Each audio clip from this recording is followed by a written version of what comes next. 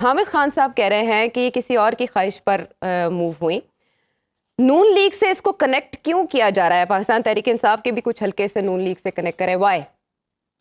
احسن صاحب نے بھی یہ کہا ہے اور ان کا کہنا ہے کہ شاید نواز شریف صاحب کی خواہش ہے کہ کوئی اور وہ کسی اور کوئی صاحب ہیں کوئی جج ہیں ان کو چیف الیکشن کمشنر دیکھنا چاہتے ہیں،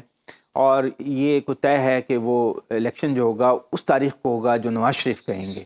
بہرحال یہ سب وہ ہیں الزامات ہی کہہ سکتے ہیں، کوئی اس کا ٹھوس ثبوت تو نہیں ہے، لیکن یہ کہ جمعیت علماء اسلام تو پہلے ہی کہتی رہی ہے کہ الیکشن ملتوی کر دیے جائیں، اور زرداری صاحب نے بھی کہا تھا کہ الیکشن کچھ ہفتوں کے لیے اگر ملتوی ہو جائیں تو کوئی فرق نہیں پڑتا. اصل میں ہوا یہ کہ جو پاکستان بار کونسل اور سپریم کورٹ بار کونسل ہے، دونوں میں اس وقت جو قیادت ہے وکلا کی وہ ہے جو نون لیگ سے وابستہ ہے، جو نون لیگ کی حامی سمجھی جاتی ہے. اور نون لیگ نے جب وہ الیکشن جیتے تھے تو سیلیبریٹ بھی کیا تھا، تو اس لیے اس شک کو تقویت ملتی ہے کہ انہوں نے اگر کوئی باقاعدہ ایک جیسا ہی اعلامیہ جاری کیا کہ چیف الیکشن کمشنر جو ہیں ان کو تبدیل کیا جائے، تو ان کی ڈوریں جو ہیں وہ پیچھے سے نون لیگ ہلا رہی تھی. اب یہ تاثر تو ظاہر ہے، اور پھر اس کو تقویت دی اعتزاز احسن صاحب نے اور حامد خان صاحب نے، کیونکہ انہوں نے خود کو اس سے ڈسوسیٹ کر لیا. اور پھر یہ بھی سمجھا جا رہا ہے کہ چونکہ عوامی سروے سارے ایسے آ رہے ہیں کہ نون لیگ کی اس وقت مقبولیت بہت کم ہے اور تحریک انصاف کی بہت زیادہ ہے، تو شاید نون لیگ ابھی چاہتی ہے کہ کچھ اور وقت مل جائے توڑ کے لیے. اور ابھی تک انہوں نے کیمپین تو شروع نہیں کی ہے، جلسہ جلوس نہیں کر رہے ہیں اور جوڑ توڑ کر رہے ہیں الیکٹیبل سے، تو شاید ان کو ابھی اور وقت چاہیے کہ تحریک انصاف کے اور لوگ ٹوٹ جائیں اور لوگ پارٹی چھوڑ جائیں، استحکام پاکستان پارٹی میں چلے جائیں یا کہیں گھر بیٹھ جائیں علیحدگی کا اعلان کر کے. جیسے ہم نے دیکھا کہ بعض جو ارکان ہیں جیسے کہ شفیق آرائی ہیں لودھراں سے بڑے بھاری امیدوار، وہ تحریک انصاف کے ایم این اے رہ چکے ہیں، انہوں نے کہا میں سیاست سے دستبرداری کا اعلان کرتا ہوں.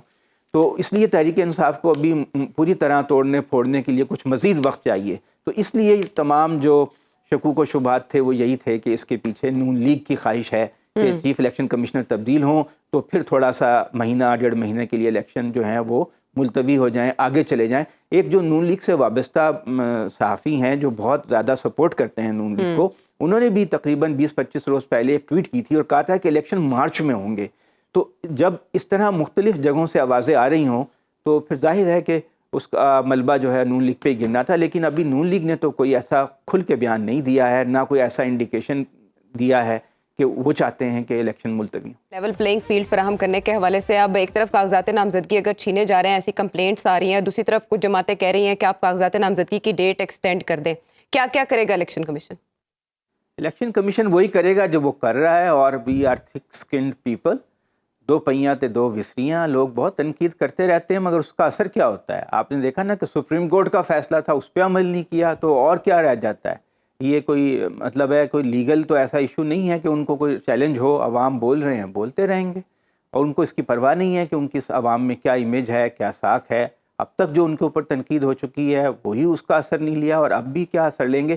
میں نے تو میں 30-33 سال سے صحافت میں ہوں، ایسا بلیٹنٹ ماحول کبھی نہیں دیکھا کہ آپ کاغذات نامزدگی جمع کرانے والوں کو اغوا کر رہے ہیں، کاغذات چھین کے بھاگ رہے ہیں، لوگوں کے ڈیروں پہ چھاپے پڑ رہے ہیں، لوگ اعلان کر رہے ہیں روزانہ 2-2 4-4 لوگ کہ ہم اس پارٹی سے تعلق نہیں رکھتے، دوسری پارٹی میں شامل ہو رہے ہیں، نہیں ہو رہے تو ان کے گھروں پہ پولیس گھس رہی ہے. ایسا تو میں نے جنرل ضیاء الحق کے دور میں بھی نہیں دیکھا. 1985 کا الیکشن غیر جماعتی تھا لیکن